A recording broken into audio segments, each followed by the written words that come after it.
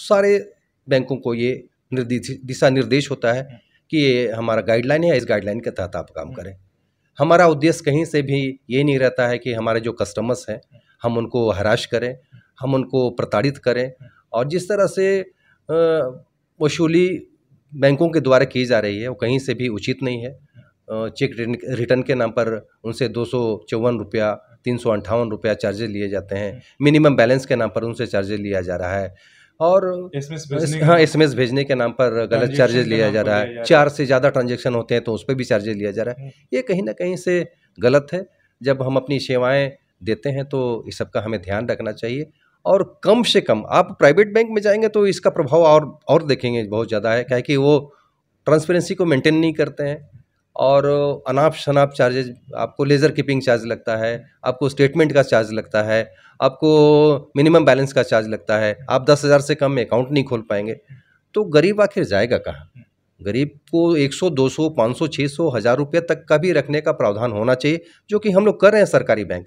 तो हमारे साथ United form of bank union के जो है संयोजक इंटू रजक जी हैं और इनसे हम बात करेंगे।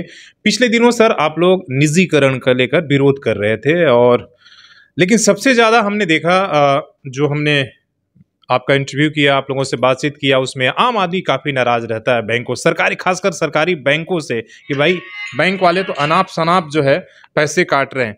ये आपकी कहीं ना कहीं ये पर फर्क पड़ता है, एक निगेटिव छवि जा रही है खासकर बैंक एम्प्लॉई का। सर मैं आपको बता दूं कि जो हमारा पिछले 16 और 17 दिसंबर को जो देशव्यापी हड़ताल हुआ उसमें करीब हम लोग 10 लाख बैंक कर्मचारी और अधिकारीगण पूरे भारतवर्ष में 2 दिन की सांकेतिक हड़ताल पे थे।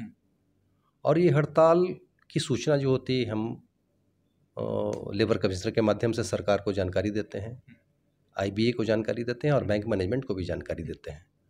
और जानकारी के एवज में हमको उधर से जो रिस्पॉन्स मिलता है उसी के आधार पर हम अपना एक्ट करते हैं।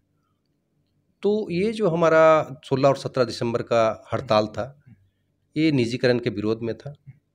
और निजीकरण किसी भी रूप में भारत जैसे विशाल देश के लिए ज़रूरी नहीं है। और निजीकरण क्यों किया जाता है ये हमें जानना बहुत ज़रूरी है। निजीकरण जो करने के पीछे सरकार की मंशा थी कि हम 4 या 5 बैंक ही रखेंगे। तो मेरा सरकार से ये सवाल है कि जब 4 और 5 ही बैंक बड़े रहेंगे तो उसकी आड़ में लक्ष्मी विलास बैंक जैसे, आईडीएफसी फर्स्ट बैंक जैसे सरीखे बैंक और बहुत सारे ऐसे छोटे छोटे बैंक हैं जिनको आप लाइसेंस दे रहे हैं। तो एक तरफ आप कहते हैं कि 5 बड़े बैंक ही रहेंगे या 6 बड़े बैंक रहेंगे और बैकडोर से आप छोटे छोटे बैंकों को लाइसेंस दे रहे हैं। मतलब एक तरफ से आप सरकारी बैंकों को बंद कर रहे हैं और आप निजी बैंकों को लाइसेंस भी दे रहे हैं। तो ये दोहरी चरित्र की जो नीति है हम इसका विरोध कर रहे थे। और आपको पता होगा कि जिस तरह से रेलवेज में, जिस तरह से बैंकों में, जिस तरह से बीएसएनएल और एमटीएनएल में, जिस तरह से एलआईसीज में वैकेंसियाँ निकलती थी, हम लोग उतावले रहते थे कि ज़रूर अब हमारा जाने का समय हो गया, हमारा नया जनरेशन जो है ये आके हमारी जगह को भरेगा। लेकिन आप देख लीजिए जिस तरह से सरकार की वादा थी कि 2 करोड़ नौकरियां हर एक साल पूरे भारतवर्ष में दी जाएगी, लेकिन सरकार ने आज तक 1 लाख भी नौकरियां नहीं दी। हम लोग आज आपको बता दें कि 7-7, 8-8 बजे रात तक हम लोग काम कर रहे हैं। अच्छा, बैंकों में कितना पद अभी खाली है आप लोग, अगर खाली एसबीआई की हम बात करें? अगर सिर्फ एसबीआई की बात करो तो, अगर जमशेदपुर की बात करूं मैं तो करीब हमारे यहाँ 100 ऐसे अधिकारी और 100 कर्मचारी और लगेंगे। और अगर पूरे भारतवर्ष की बात करूं तो करीब करीब 25,000 स्टेट बैंक में ज़रूरत पड़ेगा। और पूरे बैंकिंग इंडस्ट्री की बात करूं तो करीब करीब 5 लाख का भी बैंकों में नौकरियां की ज़रूरत है, जो कि सरकार को ध्यान देना चाहिए। इससे हमारी छवि खराब होती है। अगर स्टाफ कम रहेगा तो हम अपने ग्राहकों को अच्छी सेवा नहीं दे पाएंगे, और जब अच्छी सेवा नहीं दे पाएंगे तो इसका फ़ायदा जो है जो प्राइवेट प्लेयर्स हैं, हमारे प्राइवेट बैंक्स हैं, वो ले रहे हैं। क्योंकि हम क्लास बैंकिंग नहीं करते हैं, हम मास बैंकिंग भी करते हैं। हम सरकार की सारी योजनाओं का क्रियान्वयन करते हैं, चाहे वो जनधन के अकाउंट खोलने की बात हो, चाहे मुद्रा लोन देने की बात हो, चाहे किसी भी तरह का सरकारी योजना जब प्रतिपादित होता है, छोटे छोटे किसानों को, मजदूरों को सुदूर देश के सुदूर प्रदेशों तक हमारी पहुंच जो है उसके माध्यम से हम हर एक घर तक पहुंचने में कामयाब हुए हैं। और सब लोगों का अकाउंट खोल के 0 बैलेंस पर भी हम अपनी सेवाएं दे रहे हैं। तो हमारी एक छवि है सर। नहीं, मेरा एक सीधा सा आरोप ये है कि भाई आम आदमी का, मेरा आरोप नहीं है, लोगों के नज़र में ये आरोप है कि भाई जो बड़े उद्योगपति हैं उनको आप पैसा बैंकों का लुटा रहे हैं और उसका वसूली आम आदमी से आप लोग अलग अलग चार्जेस लगा के कर रहे हैं। नीतियां सरकार बनाती है और सरकार के माध्यम से वो आरबीआई के पास पहुंचता है और आरबीआई के द्वारा सारे बैंकों को ये दिशा निर्देश होता है कि ये हमारा गाइडलाइन है, इस गाइडलाइन के तहत आप काम करें। हमारा उद्देश्य कहीं से भी ये नहीं रहता है कि हमारे जो कस्टमर्स हैं हम उनको हराश करें, हम उनको प्रताड़ित करें। और जिस तरह से वसूली बैंकों के द्वारा की जा रही है वो कहीं से भी उचित नहीं है। चेक रिटर्न के नाम पर उनसे 254 रुपया, 358 रुपया चार्जेस लिए जाते हैं। मिनिमम बैलेंस के नाम पर उनसे चार्जेस लिया जा रहा है और एसएमएस भेजने के नाम पर गलत चार्जेस लिया जा रहा है। 4 से ज़्यादा ट्रांजैक्शन होते हैं तो उस पर भी चार्जेस लिया जा रहा है। ये कहीं ना कहीं से गलत है। जब हम अपनी सेवाएं देते हैं तो इस सब का हमें ध्यान रखना चाहिए।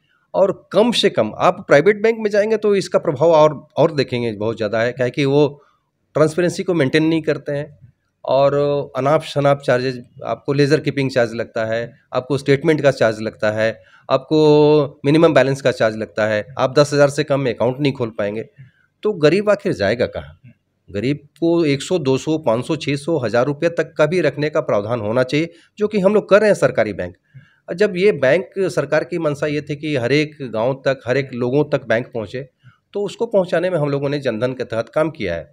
आज अब सरकारी बैंक के अलावा प्राइवेट बैंक में अगर आप जाना चाहेंगे तो आप 5,000 या 10,000 आपको मेंटेन करना पड़ेगा। तो कितने लोग सक्षम है भारत में कि 10,000 रुपये मेंटेन रख सके उस पर?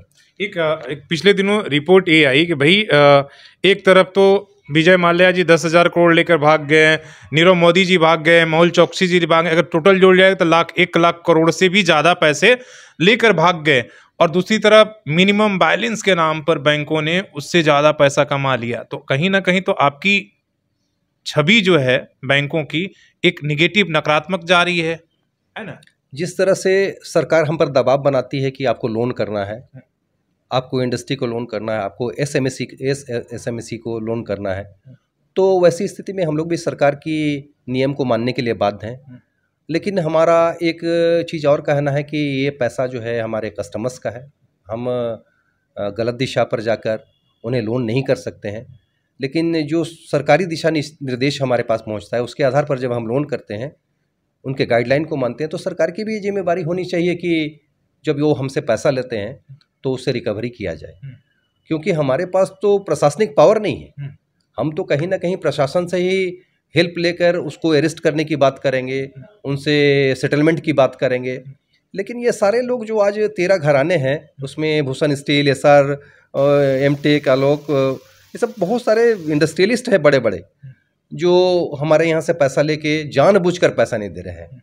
तो सरकार को इस पर ध्यान देना चाहिए और उससे रिकवरी की बात करनी चाहिए। और अगर वो रिकवरी सरकार कैश में नहीं कर सकती है तो उनको अचल और अचल संपत्ति सारी को बेचकर जो पैसा है बैंक के द्वारा दिया गया उसको ज़रूर वापस करना चाहिए। क्योंकि ये पैसा जो है कस्टमर्स का पैसा है, ये हमारे बैंकर का पैसा नहीं है, ना ही किसी प्राइवेट आदमी का पैसा है। ये हमारे गरीब जनता का पैसा है, ये हमारे प्रिय ग्राहकों का पैसा है। सरकार को इस दिशा पर भी बहुत ज़ोर शोर तरीके से सोचना पड़ेगा, अन्यथा हमारी छवि खराब होने से हमको भी काफ़ी ख़राब लगता है। जिस जगह हम अपना योगदान दे रहे हैं और जिस तरह से हम अपनी सर्विस को कस्टमर को देना चाह रहे हैं, हम ऐसे दे नहीं पा रहे हैं।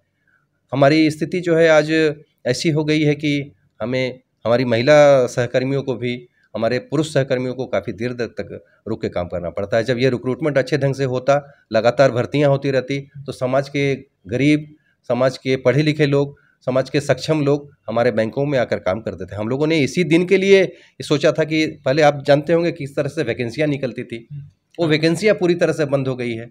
उस वैकेंसियों को सरकार को भरना चाहिए और कहीं से भी हम हर एक साल हम लॉस में नहीं जा रहे हैं। हम सरकार से अपनी सैलरी नहीं मांगते हैं, हमारा ऑपरेटिंग प्रॉफिट हमेशा लगातार बढ़ता रहा है, तो हम कहाँ से लॉस में है जो हमको आप प्राइवेट करने की बात कर रहे हैं। हमारा अगर 20-21 की बात करूँ मैं, तो हमारा ऑपरेटिंग प्रॉफिट तो है जो है 197,374 करोड़ था। तो 1,97,374 करोड़ छोटा मोटा राशि नहीं है। और उसको कमाने के लिए हमारे सारे बैंकरों ने, हमारे सभी अधिकारी कर्मचारी साथियों ने दिन रात एक करके पैसा कमाया है। और इस पैसे को लेकर, सरकारी पैसे को लेकर लोग भाग जा रहे हैं, तो ये कहीं से उचित नहीं है। हम सरकार से ये भी दरख्वास्त करना चाहते हैं कि ये लोग सक्षम है देने में, इनसे रिकवरी जल्द से जल्द की जाए, इससे हमारा एनपीए कम होगा और बेरोज़गारों को जहाँ जहाँ खाली है वहाँ ज़रूर रोज़गार मिलनी चाहिए।